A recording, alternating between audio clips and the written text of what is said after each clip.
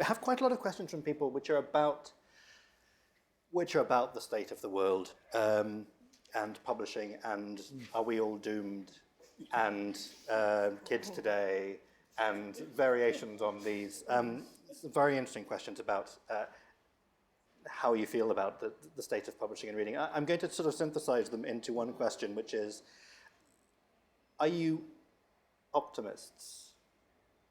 This may be a question which would have produced a different answer a week ago, because the landscape is looking a little different now. But Philip, let me ask you first. Thinking about books, writers, reading, quite a big question. Well, we're in the middle of one of the very great revolutions in information keeping and storytelling and so on. I suppose the very first one of all was when we learned language, and when we could tell about things that had happened, as well as things that are around us now.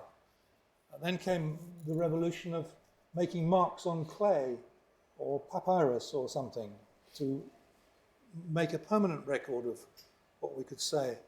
And then came what I suppose is the third great revolution, which was Gutenberg and the invention of the printing press. And now we're in the middle of the fourth, which is the digital revolution. And in the middle of these revolutions, you simply cannot tell what's going to happen. One of the things that was in Gutenberg's mind when he'd thought of those little letters set out in a row was certainly not Luther and the Reformation. But without Gutenberg, it would have been much harder for the Protestantism to get a foothold, because people could read about it and books could be printed in multiple copies, and just a huge revolution. And that was not something that people could foretell at the time. We can't foretell what will happen as a result of the digital revolution, but it is a revolution, and it's very big and it's going on around us. I'm not a pessimist, because I think that the business of storytelling, the hunger for stories on the part of adults as well as children, is a permanent part of our human nature. And the desire to tell stories on the part of some people is very strong and has always been strong and will remain so. So I'm not at all worried about the future of story. About the future of publishing and making a living from writing stories and such things as royalties and copyrights and all that sort of thing, it's a different matter, which is why we have the Society of Authors. Absolutely. I was going to say precisely that about story. I mean, I think it's an absolutely innate, deep sort of human hunger. I mean, it's demonstrated by every child. Every child has a hunger for stories. So but it's a question of what form storytelling will take, whether it will perhaps cease to be written, will become entirely images or whatever. But I'm sure that'll still be there, and there will still be the people telling the stories. I have a fairly sort of possibly old-fashioned belief in the future of the book. I'm fairly surrounded by grown-up grandchildren, and they all prefer reading a book to having a Kindle. They like the feeling of an actual book, and they want books on their shelves. So, this is a generation coming up that is obviously loyal to the concept of the book as such, and nothing else. And clearly, they're using every other thing that's around them, but they're still loyal to this very ancient form of the book.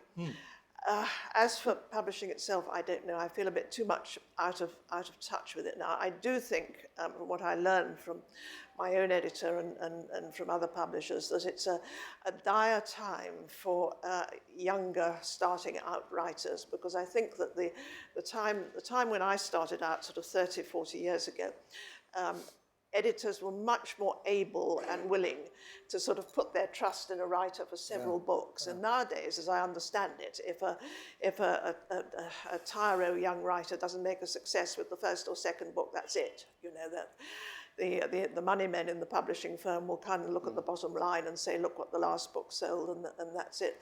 So I think that the sort of the nurturing of a writer that used to happen with the old publishing houses before we had all the conglomerates, that has gone entirely. And I think that was a much healthier climate probably for writers to sort of, to learn their craft and to grow up. Yeah, the conglomerates are a big feature. Publishers have got bigger and bigger. But there's a little illustration here from the business of tessellating a surface with tiles. If they're bigger and bigger, they leave bigger gaps between them. And in these gaps between them, small publishers can arise, and they do, and they have. Publishers like Sort Of Books, like Pushkin, like Galileo, like other small houses which are doing things that others aren't doing, because there's a gap there. And I'm very hopeful about that. And what Penelope said about the book as a piece of technology is absolutely true. It's the best thing since the wheel.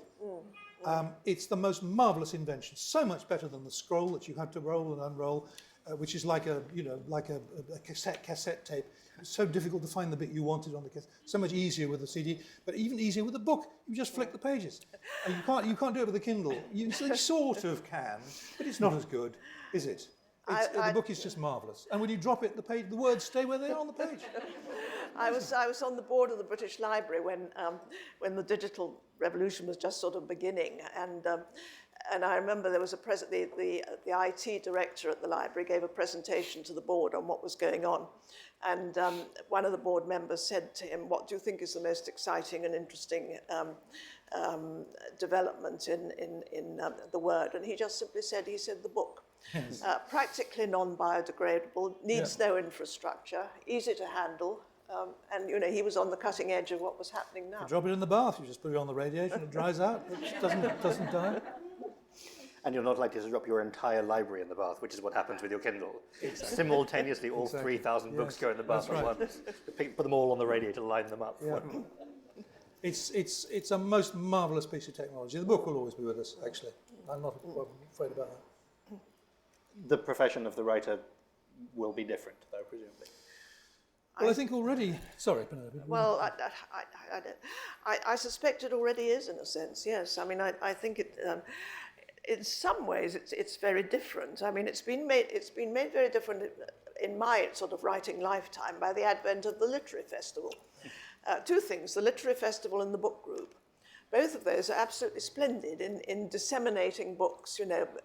More people get to read more books, and books become a sort of socially cohesive matter as well. And that wasn't around when I first started writing.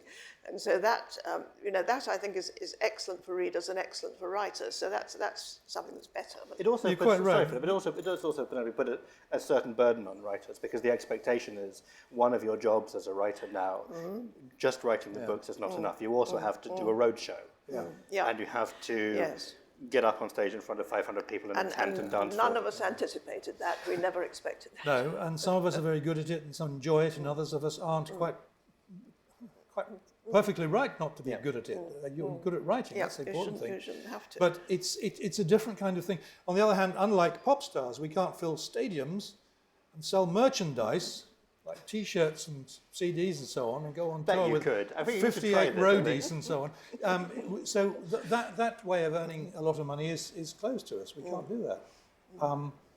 There's the book tour, which is a relatively new thing. Comes with cheap air travel and that sort of thing. And that's exhausting and exciting at first, but it's the world is different, and we have to have different skills, or additional skills perhaps. But there's no reason why we should be good at these things. We will, of course, be selling His Dark Materials baseball caps and pencil cases at the end of the event.